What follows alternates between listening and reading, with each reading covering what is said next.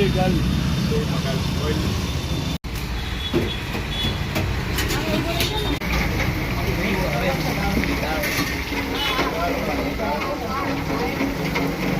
લસણની ચટણી, પછી દાળિયાની ચટણી, કોકોનટની, green પુદીના, red tomato અને આ સાંબર.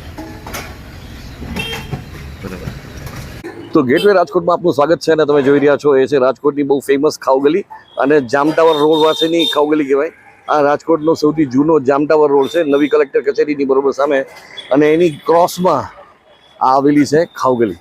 આ ખાઉગલીની ખાસિયત એ છે કે અહીંયા તો તમને નંબર ઓફ વેરાયટીઝ દાળ પકવાનથી શરૂઆત કરી અને પૌવા, સાઉથ ઇન્ડિયન, મહારાષ્ટ્રીયન ઘણી બધી વાનગીઓ મળી રહે છે. બધી વસ્તુ સવારના તમને લાઈવ જાય નાસ્તા મળે છે. પછી એ સમોસા રગડો હોય કે મિસળ પાવ હોય, સાઉથ ઇન્ડિયન હોય, પૌવા બટેટા હોય, બધી વસ્તુઓ અહીંયા મળે છે. પણ સ્પેશિયલી આપણે આવ્યા છીએ અહીંયા શૂટ કરવા માટે આજે મિલન મદ્રાસ કાફે. મિલન મદ્રાસ કાફે છેલ્લા 30 વર્ષથી છે. અહીંયા પેલા જે છે મેંદુવડા દાલવડાની એની શરૂઆત થઈ હતી, પણ આજે બધી પ્રકારના સાઉથ ઇન્ડિયન ક્યુઝન્સ મોટાભાગના જે રાજકોટમાં ખવાતા હોય છે એ રાખે છે. સ્પેશિયલી ઢોસા, મૈસૂર અને અરે થેન્ક યુ.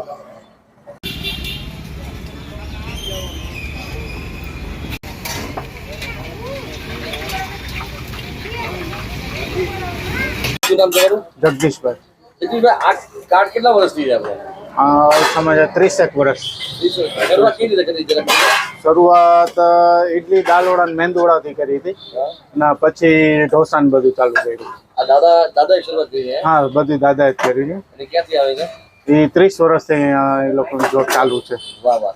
કઈ વસ્તુ જરાક લોકોને સમજાવો. ઇડલી છે, મેંદુવડા છે, દાલવડા છે, પ્લસમાં ઢોસા છે.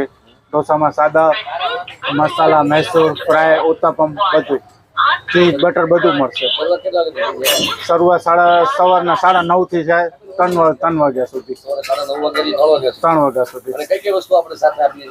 એમાં સાથે આપણે આપીએ છીએ તો કોકોનટ ચટણી, ટોમેટો ચટણી અને ગ્રીન ચટણી અને તીખી લસણની ચટણી. 4 ચટણી સાથે સાંભાર. લોકો ક્યાં સુધી તમારા વડાને બધું ખાવું ક્યાં સુધીમાં આવી જવું પડે? સવારે 9:30 વાગે આવી જાય એટલે આપણે આવી રીતે ભીડ ચાલુ થઈ જાય છે. ઠેઠ બપોરના 3 વાગ્યા સુધી ચાલુ રહે. શરૂઆત કરી હતી ત્યારે કેટલા રૂપિયા ભાવ? શરૂઆત કરી હતી ત્યારે અમારા દાદા શરૂઆત કરી હતી લગભગ 5 કે 7 રૂપિયાથી શરૂઆત કરી હતી અને અત્યારે 2 પીસ અમે વેચીએ છીએ. મેંદુવડા પ્લસમાં દાલવડા ગમે 2 પીસ લે 50 રૂપિયા ભાવ છે. બરાબર. હાજી. ઢોસા સાદાના 70 છે, ઓઇલમાં મસાલાના ઓઇલના 100 રૂપિયા અને ઓઇલમાં મૈસૂરના 110. એક દિવસ રજા રાખીએ છીએ? નહીં, રજા નથી. હા, કોઈ અમુક એવો કઈ આવી ગયું હોય તહેવાર હોય તો જ રજા હોય, બાકી રજા કોઈ દી આવતી નથી. તમારા ગ્રાહક કઈ ચટણીના સૌથી વધારે વખાણ કરી છે? કોકોનટ ની સૌથી વધારે.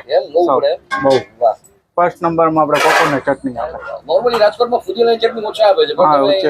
હા, અત્યારે અમે આપીએ છીએ ફુદીનાની ચટણી અમે દઈએ છીએ.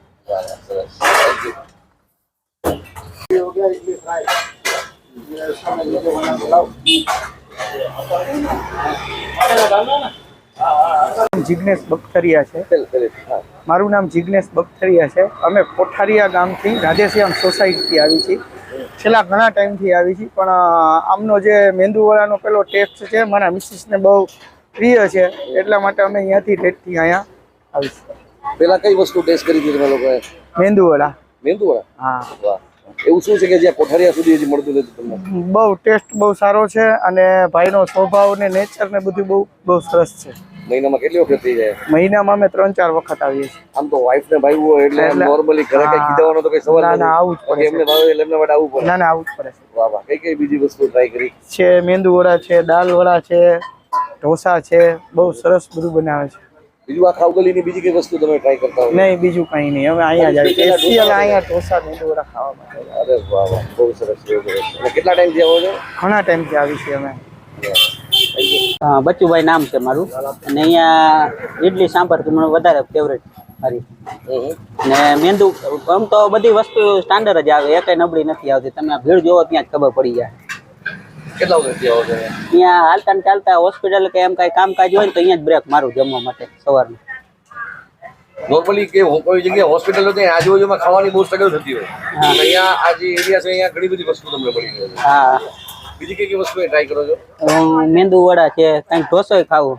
વધારે પડતું ઇડલી સાંભારમાં વધારે મને શોખ.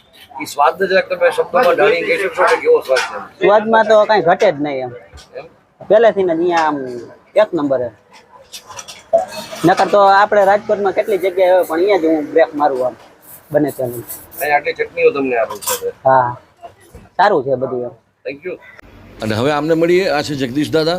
32 વર્ષ પહેલાં આ જગ્યાએ એટલે કે જામ ટાવર પાસે એમણે આ એક રેકડી રાખવાની શરૂઆત કરી હતી. શરૂઆતમાં ખૂબ સ્ટ્રગલ પડી, પણ પછી ધીમે ધીમે ધીમે ધીમે એમનું અહીંયા વ્યવસ્થિત રીતે ગોઠવાઈ ગયું. खाली 80 रुपए का धंधा हुआ पहले दिन 80 रुपए का धंधा हुआ। हाँ, कोनों पर खड़ा किया था मैंने, कोई लारी नहीं था, कुछ नहीं था। भावना बहन तुलसी पर मेरे के साथ दिया है, मैंने चालू किया। वो लोग को बच्चों लोग को नाश्ता देने के लिए मेरे के साथ दिया। અને પછી તો પુરુષાર્થ કરતાં કરતાં જગદીશ દાદાના નસીબની ગાડી એવી દોડી કે લાઈફ સેટ થઈ ગઈ. मेरा 3 छोकरी का लगान इसमें कराया मैंने। दाम देव ने बढ़िया है। और अपना मोदी साहब ने मेरे के मकान दिया है, एक दुकान में अराज में लिया है। आ धंधा में सब कुछ भगवान ने मेरे को पापा सीताराम का दया है। જો કે 72 વર્ષના અન્ના જગદીશ દાદાની શરૂઆતની કરિયર ભલે થોડી સ્ટ્રગલવાળી રહી હોય, ભલે પહેલે દિવસે 80 રૂપિયાનો જ ધંધો થયો હોય, પણ હવે તમે અત્યારના જામ ટાવરની સામે એને આ મિલન મદ્રાસ કાફેમાં ઢોસા, ઉત્તપમ કે પછી ઇડલી વડા ખાવા જાઓ ને, ત્યારે શરૂઆતમાં એટલે હજી તો એમની રેકડીની શરૂઆત ન થઈ હોય ને, ત્યાં જ ગ્રાહકો ત્યાં ટોળું વળીને ઊભા રહી ગયા હોય. એ વાત જુદી છે કે આ આખી ખાવગલી જે છે હવે ધીરે ધીરે ધીરે ધીરે ખૂબ જ ડેવલપ થઈ ગઈ છે. અહીંયા તમને જોઈએ એવો બ્રેકફાસ્ટમાં નાસ્તો મળી જાય, પણ માત્ર બ્રેકફાસ્ટ પૂરતો નહીં, આ આખી ખાવગલી જે છે એ લંચ સુધી ત્યાં ને ત્યાં હોય અને બપોરના તમને પુષ્કળ ટોળું જોવા મળે. अब कितना लोग काम कर रहे हैं आपके नीचे? अब मेरा एयरपोर्ट पटा के पास 9 जना काम कर रहे हैं। यहाँ का मेरे के 4 जना हम लोग काम कर रहे हैं। अरे वाह वाह. हाँ जी। अब अभी यहाँ पे क्या क्या काम चलाते हैं लोग? यहाँ सादा मसाला मैसूर उत्तपम फ्राई और मेदू वड़ा दाल वड़ा इडली। ओके, बराबर. कितना बजे आप शुरू उठ जाते हो? मैंने 5 बजे फिक्स उठता हूँ। और उसके बाद आप सारा मटीरियल बनाते हो? यहाँ मैं ही बनाता हूँ और ये हेल्पर रखा है मेरे साथ, और हम दोनों बना के 8:30 बजे रिक्शा तैयार हो जाता है। हमारा दोनों लड़का है, कोई कोक ने कोक आके लेके रिक्शा लेके आ जाता है। और अभी आप ही मतलब ये मेंदू वड़ा पे आप ही बनाते हो? मैं ही बनाता हूँ, बाकी कोई नहीं अलाउड। कभी कभी छोकरा बनाता है, छोकरा ने बड़ा छोकरा ने બધું આવડે. હા. તો દોસ્તો આ વિડીયો આપણે અહીંયા જ કમ્પ્લીટ કરીએ. ગેટવે રાજકોટ આપણી આ ચેનલનું કામ કેવું લાગ્યું એ કમેન્ટ કરીને જરૂરથી કહેજો. રાજકોટનું પોતીકું પેજ અને પોતીકી ચેનલ છે, તો એને ફોલો જરૂરથી કરજો અને સબસ્ક્રાઈબ જરૂરથી કરજો. મળીએ છીએ નેક્સ્ટ વિડીયોમાં. જય જય ગરવી ગુજરાત.